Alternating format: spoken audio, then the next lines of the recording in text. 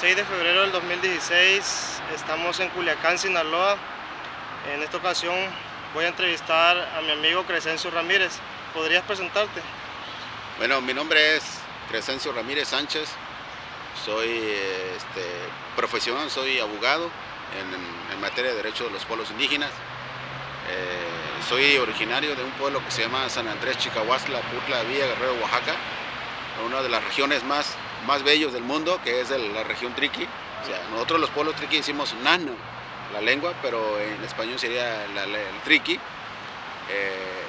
Es un pueblo que está más o menos aproximadamente cerca de 2.900 metros sobre el nivel del mar. De la región es un clima frío, fresco, máximo temperatura son 25 grados, la montaña. Yo soy de la región, tengo aquí en Sinaloa aproximadamente un poquito más de 18 años viviendo aquí en Sinaloa. Aquí hice la carrera de Derecho en la Universidad Autónoma de Sinaloa, y el pueblo de Sinaloa me cobijaron y aquí me quedé. Estoy viviendo aquí en la región. ¿Cuándo naciste? Nací en 1970, 15 de junio de 1970. Soy, el signo dice muy histórico, ¿no? Bueno, no creo mucho, pero dicen que dependiendo de la fecha y el año en vez que naces, soy Géminis. Soy un hombre que me gusta poner ideas, un hombre muy amistoso con la gente, más o menos. Sí. ¿Participaste en algún movimiento social en Oaxaca? Mira, toda mi vida, desde la juventud, siempre he sido un hombre inquieto. Soy un hombre que me gusta cambiar las cosas en la sociedad. Me gusta ser un tipo que pone ideas, y participé mucho tiempo, desde mis 13 a 14 años, participé en algunos movimientos sociales en Oaxaca, para la defensa de los pueblos indígenas y de los propios ciudadanos de la región, lo que es la región Triqui, la región Mixteca, y parte de lo que es la región de Zapotecas de la MIR de Oaxaca. ¿Qué hacían? ¿En qué años?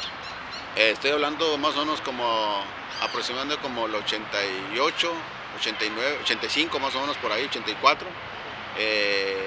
Más o menos en los movimientos sociales en ese tiempo era un movimiento que surgía sobre la defensa, más bien sobre el conocimiento de los derechos de los pueblos, ¿no? Los pueblos en general, exigencia de lo que tiene que ver con la población, sobre la justicia, sobre desarrollo, sobre sus derechos fundamentales, que es derechos humanos. Una de las cosas que creo yo que todavía en la actualidad se tiene que dar. Entonces, pues, en ese tiempo yo ya participaba con ellos. Me gustó mucho porque los ciudadanos como mexicanos y como lo que sea, debemos conocer nuestros derechos fundamentales, ¿no? Que es derechos humanos, que debe haber incluido casi la educación, la salud, el desarrollo político y todo lo que deben que. Entonces, por eso mismo que participaban en eso. ¿Quiénes más participaban?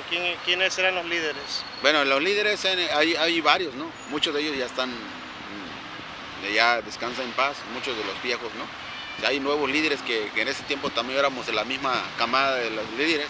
Muchos de ellos, algunos de mis amigos viven asilos políticos fuera del país por perseguimiento en ese tiempo de los gobiernos anteriores. Sin embargo, uno aquí sigue trabajando para el sector. Los líderes, una de las cosas que hemos aprendido es que sensibilizar a la sociedad y sensibilizar al gobierno es uno de los temas que tenemos que trabajar para que como persona en este mundo vivimos. Cada persona tiene una filosofía, tiene forma de ver las cosas del mundo. Entonces, por eso dice el dicho, cada mundo es un mundo, entonces cada cabeza opina diferente. Y por eso mismo que nosotros seguimos aquí luchando. ¿Quiénes eran esos líderes que ya murieron? Mira, estaba uno de ellos que era Moisés, un tipo que siempre fue un compañero que todavía hasta sus últimos días siempre luchó por el pueblo. Hay otro compañero que se llama Silviano, que también fue uno de los líderes también que también compartió en ese tiempo. Fue candidato alguna vez en la elección popular en Oaxaca, en la región de algunos partidos políticos, ¿no? ¿Silviano? ¿Silviano qué? Silviano Herrera, uno de los compartidos, uno de las ideologías, era maestro, muy querido por la comunidad, porque aparte de ser un líder, su papá era músico, formado muchas bandas indígenas de la región. ¿Cantaban en Triqui? No cantaba en Triqui, él tenía una banda muy típico, pero tocaba música de la región.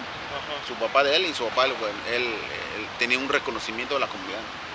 ¿Quiénes más estaban? Estaba Moisés, Silviano, ¿quiénes más? Moisés, estaba un tal Sabino Herrera, estaba el otro, Bernaldo, estaba otros líderes de ahí que también son de la misma región.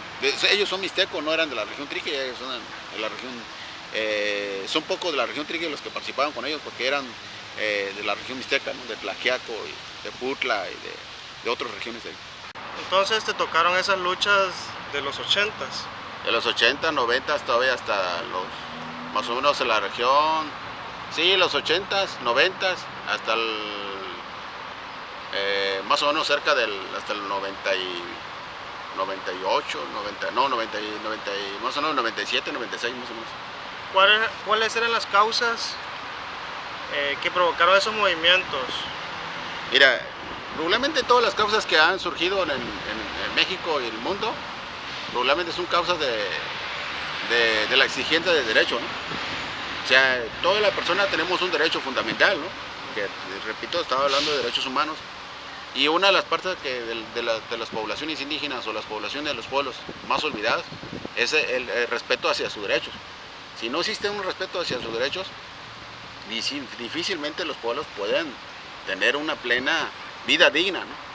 Y esta es la parte que todos estos líderes, toda esa parte donde nosotros participábamos, pues era exigente de derecho al desarrollo social, de desarrollo a la participación política, a la salud, a la educación. Cuando estás hablando de un sector indígena, por ejemplo, la educación es fundamental. En ese tiempo se estaba luchando, por ejemplo, el derecho a la educación bilingüe, por ejemplo. No bilingüe en inglés, bilingüe en su propia lengua indígena, que era fundamental para la población. Entonces, que te quiero decir que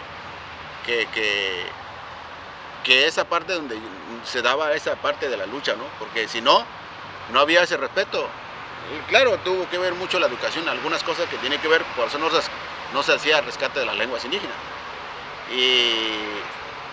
Y esa parte es donde se daba esa lucha para poder tener el pleno derecho a conocer las lenguas indígenas o la educación bilingüe.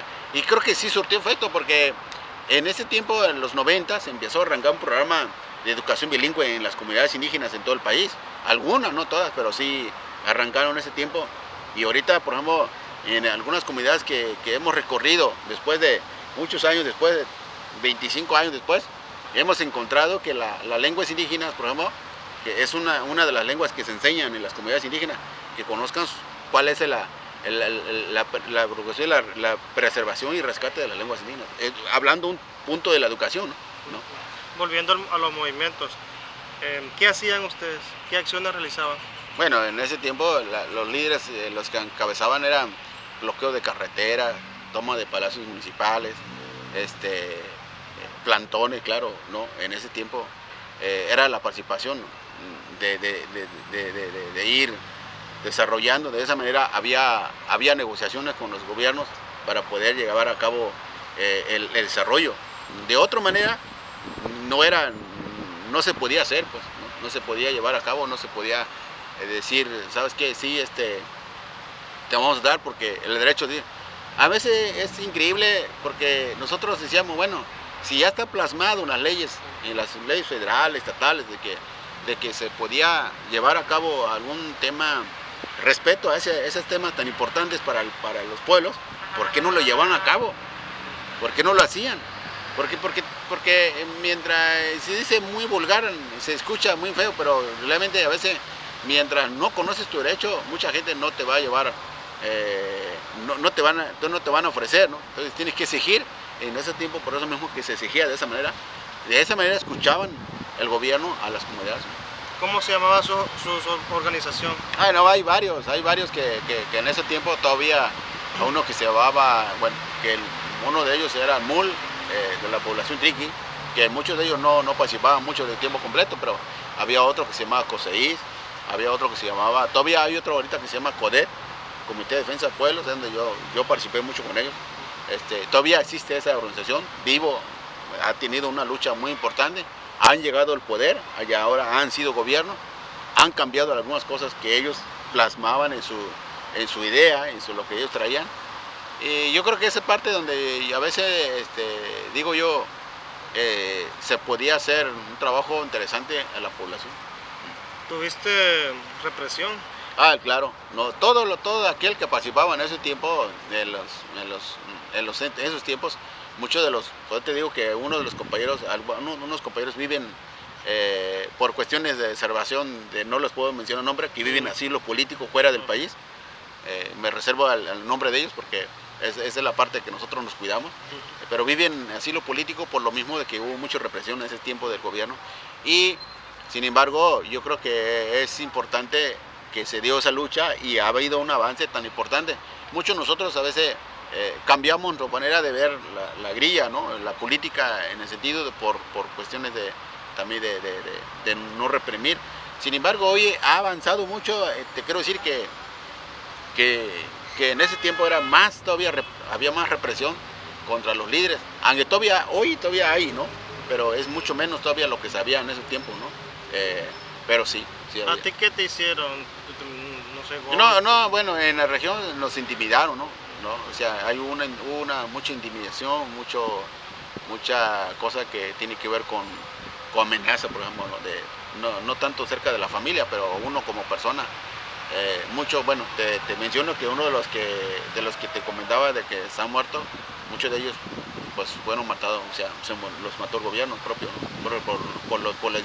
por la ideología, ¿no? Que se trae desde un principio. Y la verdad es que eso uno lo toma una ideología, tal vez no es fuera de lo común, o sea, no es fuera de lo que es, sino que es comúnmente se da, que tú ves a una gente que no tiene para comer, ¿no? Que le hace falta simplemente 1 kilo de tortilla, y a otros que tienen mucho, dicen, no, tú no puedes, tú ves eso, la injusticia, no puedes estar conforme, pues, no es algo que digas, no, voy a pelear porque no quiero que aquel tenga, sino que eso es todo lo contrario, o sea, que si vivimos un país, ¿no? de igualdad y hay derechos, yo creo que todos puedes tener 1 kilo de tortilla, 1 kilo de frijol, 1 kilo de arroz, o sea, podemos compartirnos.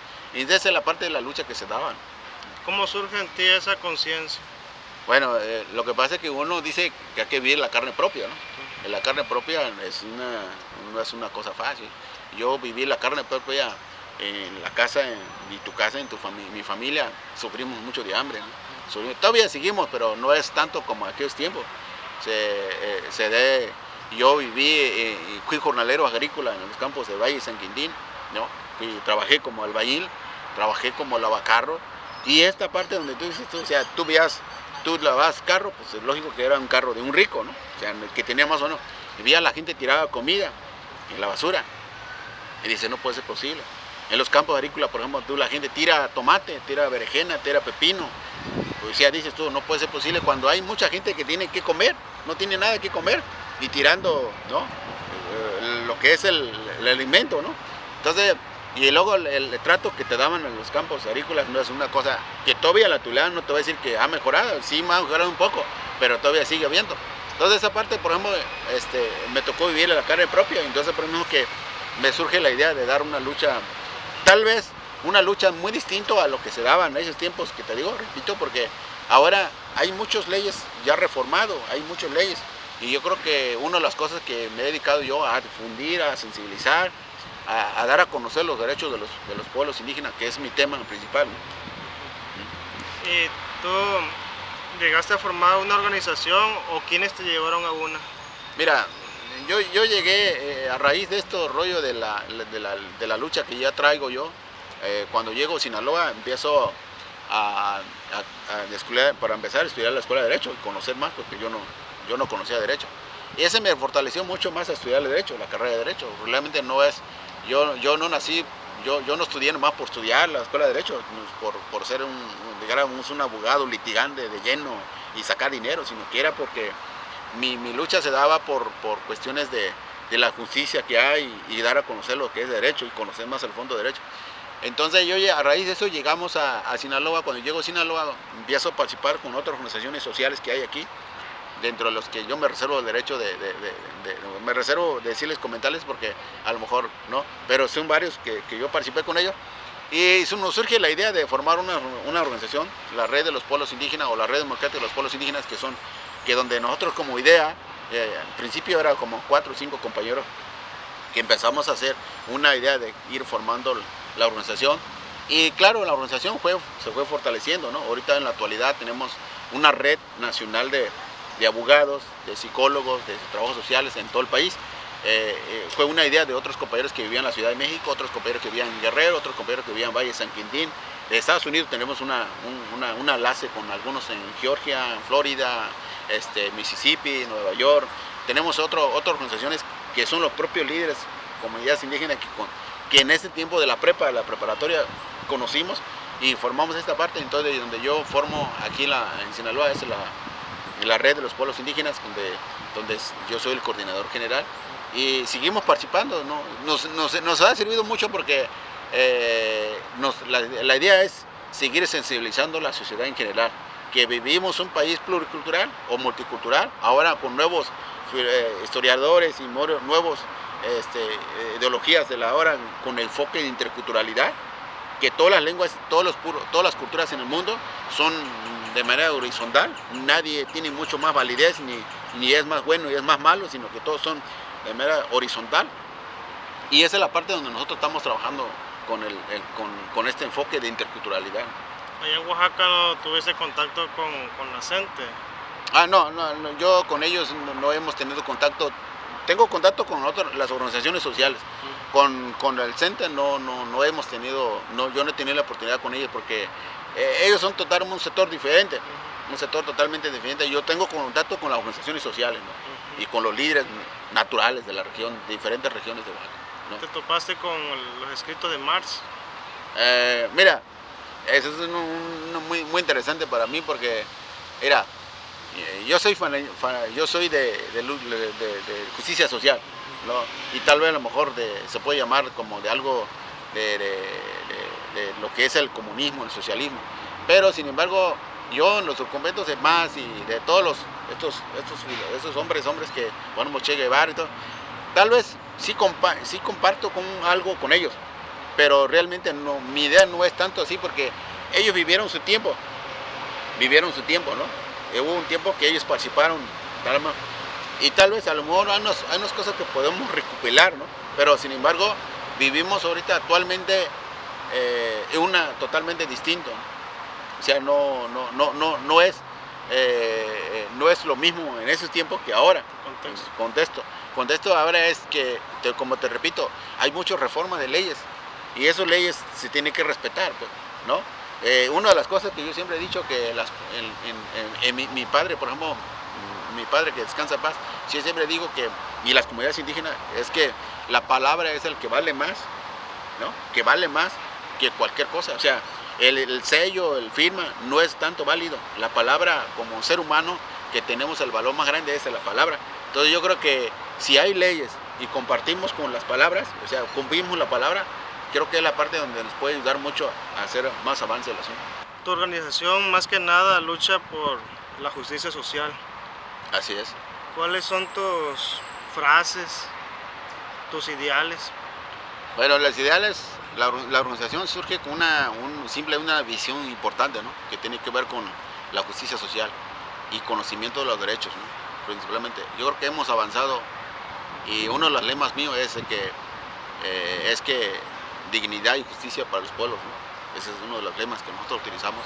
Otro también que pues si el pueblo paga, el pueblo manda, ¿no? Eso es otro también de los lemas. Porque el pueblo, en realidad es que el pueblo es el que paga, el que hace que haya un desarrollo en las comunidades y en el desarrollo. Porque es el impuesto pueblo ayuda a otro. Y algo que me llama mucho la atención es que hemos avanzado, me refiero porque hemos tenido la oportunidad de sensibilizar a varios sectores en el estado de Sinaloa, por ejemplo, y en el país. Tenemos una red de abogados indígenas en todo el país y hemos compartido algunas ideologías que tienen que ver con el sector, no tanto como se hacía antes, ¿no? Plantones y marchas, sino que ahora es jurídicamente, ¿no? La ley nos permite, hay una ventaja que tenemos, que la ley nos permite a exigir esa parte de lo que... Por ejemplo, cuando hablo del sector indígena, la organización ha servido mucho, por ejemplo, sensibilizar al sector de la clase social, tal vez medio, alto y todo lo que quieras, sensibilizarlos de que hay un respeto hacia los pueblos indígenas, o el propio gobierno, ¿no? Hay un respeto, por ejemplo, hemos tenido casos, por ejemplo, de suspensiones de minerías, por ejemplo, suspensiones de carreteras, porque los pueblos indígenas tienen un derecho de consultarlos. Los pueblos tienen que consultar antes de llevar a cabo alguna obra o beneficio. Y no digo que se olviden no digo que no está bien, ¿no? Sino que los pueblos indígenas siempre han vivido con la naturaleza. Y a vivir con la naturaleza se debe haber un respeto hacia la naturaleza. Y por eso mismo que se tiene que respetar por donde se da deforestación, por ejemplo. La forestación tarda años para que un árbol crezca. Y los pueblos indígenas han sabido cómo vivir. Y esa es la parte donde nosotros, yo creo que estamos hablando legalmente, donde en la ley establece que debe haber un respeto hacia la naturaleza. Por ejemplo, con la madre tierra. Y este nos ha servido mucho, que hemos ganado, se ha ganado varios en el país sobre casos que tienen que ver con los recursos naturales. ¿Tú has admirado a alguna persona?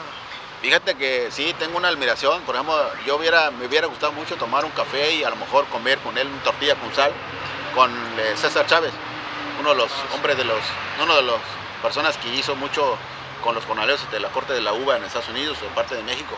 Yo creo que haber sido un buen líder encendido. ¿Para qué no te voy a decir mi paisano Benito Juárez, ¿no? Un hombre que a raíz que era indígena, ¿no? Zapoteco, ¿no? Nacido en una familia humilde, llegó a ser presidente de la República, que ahora es un ídolo para el México, ¿no? Para el mundo. Sin embargo, hay cosas, por ejemplo, yo la admiro por haber sido indígena, pero también yo creo que dejó de aprovechar una gran oportunidad para que los pueblos indígenas hubieran vivido mejor, ¿no? Porque fue presidente de la República. Claro que a lo mejor en su tiempo era otra cosa, pues. Había una cosa que yo creo que era difícil de llevar a cabo las cosas. Pero sin embargo, urge una persona que hoy en la actualidad, que llegue a ser una representación del pueblo, pero con el enfoque de la sensibilidad y de la justicia social de los pueblos. Dentro de tus actividades, ¿visitas los campos agrícolas? Sí, mira, tengo la fortuna y que me he hecho muchos amigos en los campos agrícolas. Muchos años me dedico a lo que es la defensa de los jornaleros agrícolas. Tengo la oportunidad de tener amigos en todo el estado de Sinaloa, desde el más rincón de allá de los campos agrícolas y las comunidades. Y constantemente tenemos contacto, donde ellos me invitan a visitar. Y me invitan más bien también a saludarlos, y yo también voy y les saludo. Y no se diga cuando hay una comida que me dicen, ¿sabes qué? Voy a hacer una comida, un mole al guaje o un mole al estilo guerrerense o michoacano o oaxaqueño, ¿no? Pues para nosotros los pueblos indígenas, negar una comida a una persona o no aceptar una comida es una ofensa, ¿no? Es falta de respeto. Entonces yo soy muy que conozco, entonces tengo la oportunidad de visitar. Yo te quiero decir que cuando nosotros emprendimos la lucha 98 hasta todavía la actualidad, quiero decirte que no es por echar flores, pero hay campos que han mejorado. Cuando en ese tiempo eran basura, eran pésimas condiciones, y hay campos donde han mejorado, ¿no? ¿Cuáles? Bueno, en uno de esos, por ejemplo, un campo que me llamó mucho la atención, que ha mejorado y que es un ejemplo, un campo que está en la Cruz de Lota, que se llama La Paloma.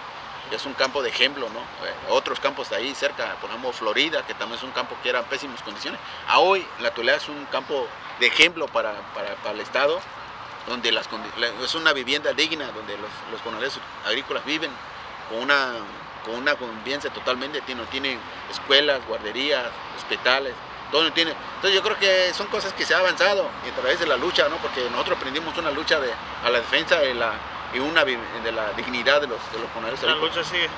La lucha sigue. No, sería una contradicción decirte que hemos avanzado y hasta ahí no.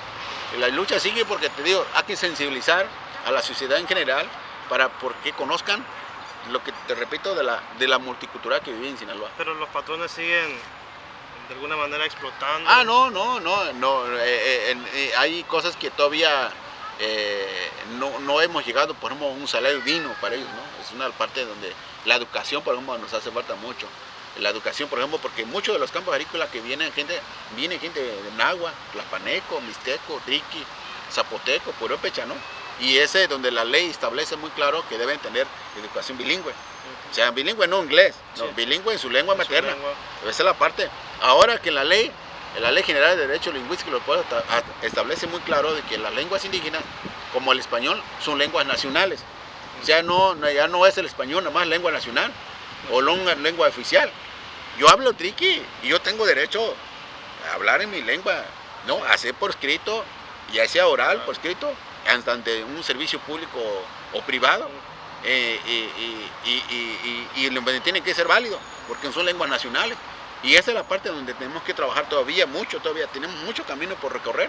Yo siempre he dicho, me subí en este barco, ya no llego al final del mar, sino que todavía nos falta mucho. Y yo creo que lo haré por vida, porque me nace. O sea, yo amo a mi gente, quiero a mi gente, y esta es la parte que yo quiero seguir trabajando con ellos. ¿El Estado ha cooperado más? Bueno, te quiero decir que el Estado no hemos avanzado mucho, no hemos avanzado, porque no ha estado la gente con perfil que conozca el tema. El área que debe estar gente con perfil que conozca el tema, y cuando no conocemos el tema difícilmente podemos hacer algo. Tenemos que estar en el área donde debemos llevar a cabo estas actividades tan interesantes, ¿no? ¿Qué otros campos agrícolas ha visitado en el país? Mira, hemos visitado, por ejemplo, recientemente estuve en Valle San Quintín, en la región del Valle, todo lo que es Valle San Quintín, que es la zona más de muchos campos agrícolas. Revivir mi vida, ¿no?, personal cuando tenía 13 años, ¿no? Entonces, quise ir a revivir allá, en el corte de fresa, de pepino, de tomate, toda la región. Ha mejorado muchas cosas, ¿no? Claro, en Valle San Quintín el salario es casi siendo igual, precaria, ¿no? No es un salario que, digamos, te da para vivir ahí, ¿no? Pero las condiciones de algunos campos sí están mejorando un poquito. Hay un detalle que me llama mucho la atención, es que mucha de la gente que vive allá en esa región ya tienen casa, ¿no? Cuando hay gente no podían tener casa. Y la propia organización de las comunidades han sido uno de los sectores donde se han sabido organizar, ¿no? Donde han querido terrenos y han construido su casa y claro, siguen siendo jornaleros, pero siguen trabajando. ¿Conoces otros activistas? Sí, ahí en la región tenemos un compañero, un compañero que se llama Camilo, él vive en Valle San Quintín, otro también se llama Luis, uno de los compañeros también que es uno de los activistas de la región. ¿Apellidos? Luis García y Camilo Hernández, son los dos amigos que yo tengo allá que son activistas. Hay otros, ¿no? Hay otros que no por cuestiones sí. Pero sí conozco.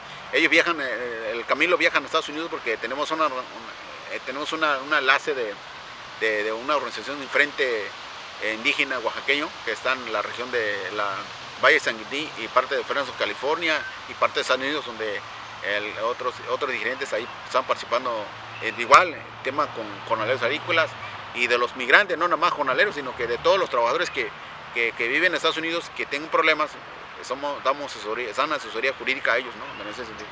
Dentro de unos días el Papa Francisco va a visitar San Cristóbal, donde hay una fuerte presencia indígena, pero no visita, creo, Tapachula, que es una ciudad cerca de la frontera con Guatemala. ¿Piensas tú que va a cambiar la situación de los indígenas con su visita o abre un nuevo panorama? ¿Cómo lo ves? No, mira, algo muy interesante que me llama mucho la atención ahora la visita del Papa. Creo yo que si reflexionamos un poquito, algo que me llamó la atención es que el Estado como educación laico o la educación no ha avanzado. Por ejemplo, a mí me llama la atención es que van a hacer una misa en lengua indígena, ¿no? Van a convivir un grupo de indígenas con él, van a comer con él. Yo a menos hasta hoy en la actualidad no he tenido la oportunidad de que alguno expresidente o presidentes que ha comido con indígenas en Los Pinos, no han tenido la oportunidad de sentarse en la mesa donde ellos comen. El Papa va a comer con algunos indígenas y va a dar una misa, un indígena van a dar misa, uno de los sacerdotes de la misa, de obispo de ahí de Chiapas va a dar una misa en lengua indígena. El Estado en lo que es la religión siempre ha avanzado, va más adelante siempre el Estado, ¿no? De la educación, es algo que llama mucho la atención, algo que también hasta donde se ha sabido que viene a exigir que el respeto hacia los derechos de los pueblos indígenas, ¿no? ¿Por qué? Porque no ha habido un respeto realmente, que digamos, un respeto real, como dicen las leyes, ¿no? Respeto no nada más a las leyes estatales, federales, ¿no? Sino leyes internacionales. Por ejemplo, la ONU ha declarado un apartado especial, por ejemplo, que tiene que ver con derechos humanos de los pueblos indígenas, y eso no se ha respetado a nivel federal. Y esta es la parte donde la iglesia dice que vienen a exigir a los derechos de los pueblos indígenas. Creo que va a surtir un efecto, ¿no? Va a surtir un efecto. Siempre ha habido efecto cuando visita un religioso de ese tipo, magnitud, para el país. No es que yo esté de acuerdo con ellos, simplemente porque si alguien, voz de fuera, viene a decir algo, exigir que en el Estado, el país está mal, siempre he dicho yo, ¿por qué tenemos que esperar? ¿Por qué tenemos que esperar que alguien de fuera venga y que te diga que tu casa está sucio? Sí. Ese no es, pues, sino que tú tienes que, si está sucio tu casa te das cuenta, tienes que limpiar, ¿no? Pero eso dice un dicho por ahí, dice, ¿cómo se dice? Hay una frase dicho por ahí que dice, las cosas sucias se lavan casa, pues. Y yo creo que esa parte donde yo digo que nosotros porque tenemos muchos intelectuales en México, tenemos mucha gente muy reconocido a nivel, en materia de derecho indígena, que lo han dicho, ya se han quejado, el tema de que se tiene que respetar hacia los derechos de los seres humanos y derechos de los pueblos indígenas especialmente. ¿Por qué tenemos que esperar que alguien de fuera venga, ¿no? Entonces yo creo que esa parte, tenemos que tener mucho cuidado en el sentido de que se tiene que trabajar mucho más. ¿Hay explotación sexual, explotación laboral en Sinaloa hacia los migrantes? Mira, de la explotación sexual sí lo hay, ¿no? Y se da mucho en los campos agrícolas, mucho se da, ¿no? Sexual en la ciudad a lo mejor no nos ha tocado un trabajo así, pero es un trabajo, yo creo que se tiene que salir al fondo, ¿no? Porque nadie se anima a decir realmente que es la explotación, porque por el miedo, por cuestiones de intimidad y de intimidación y cosas, lo que quieras, se tiene que trabajar mucho. En la violación laboral sí siempre ha habido, ¿no? Siempre ha habido casos que nos llaman mucho la atención y ha salido en los medios, y nosotros hemos denunciado en ese tipo de, por ejemplo, el enganchador que va y engañan a alguna comunidad y que trae el trabajador por pagar, vamos a ver, que le dice que va a pagar 200 diarios al salario diario al jornalero agrícola, cuando en realidad en los hechos no lo es así, ¿no? Entonces yo creo que esta parte es una violación de derecho laboral. ¿Y el narco? El narco. Bueno, esa es otra parte donde nosotros a veces son complicados el tema, porque al final de cuentas no sabemos realmente, se ha sabido, ¿no? Pero realmente no hemos tenido concretamente hasta dónde sí es cierto, ¿no? No, porque mi tema es específicamente de jornalero y hay gente que no te dice porque por cuestiones de seguridad, ¿no? Muy bien. Así es. Un mensaje en tu idioma. Bueno, yo quiero decirles que en mi lengua, yo me siento orgulloso de hablar la lengua, el Nahnu, decir los pueblos triquis. Yo soy un hombre que siempre yo invitaría a los jóvenes hablantes de una lengua indígena que no pierden la lengua originario o lengua materna con que nacieron, con las primeras palabras que hablaron a su mamá, porque es una de las lenguas más. Y yo siempre he dicho a los jóvenes donde yo me he tocado dar pláticas, charlas, que le digo que hablar la lengua triqui me da de comer. Y esta parte donde yo quiero decirles que quiero dirigir un mensaje pequeño en lengua triqui, ¿no? Tanan es un marua, tu wish, güey, tanan es un ma, mingo, nahnu, o natui, ne, go mia, no kwa ruani, uta gruazuni, go no guane, amine, o zanatan ruani, uta, zanata, da huingo, zikiran, agaline, da huingo, zi, gasun, ha, cache, go no shumane, a huingo, zikian, da huingatungo, yatiune, go ne, huingo, zi, asun kwan ruani, ni, za, no ruani, ni, tanan de kui, amingo, nahnu, ne, o yo, amingo, natui, ne, go wine, go zikan ruani. tarana suni malani tawine kumine ko tuwine tawine kumine ke diganyo ne rachina ne ko witrone ngo muzigani garwa ti si nuita si trone rasa ni ta we ka ti ne ada ni ka we witrone ngo no kwa ngani honi waraji kamine ko zimi ma chugi ma yo makarwa tu ani yo no to rasa na ke so na ni na ko na ne chuma ko na yo chuma rak tan yo no so ma ne chikawasla ne eso ma yo ni cuando ni ne yo así yo no guano yo ne cuma Culiacán Sinaloa ni otra rueda no que somos dino guano rueda tu güey. Pues muchas gracias, Crescencia, y te admiramos en tu lucha y sigue adelante. Muchas gracias. Muchas gracias. Igualmente, muchas gracias por la charla. Yo espero que esto nos lleve a un camino de sensibilidad, de la sensibilización, ¿no? De sensibilizarnos que vivimos un país pluricultural y no se diga en Sinaloa, vivimos un estado tan rico en cultura que tiene que ver con las lenguas indígenas y la gastronomía y la cultura. Tenemos 35 grupos indígenas, lenguas indígenas en el estado de Sinaloa y es una riqueza totalmente distinta a otros estados del país.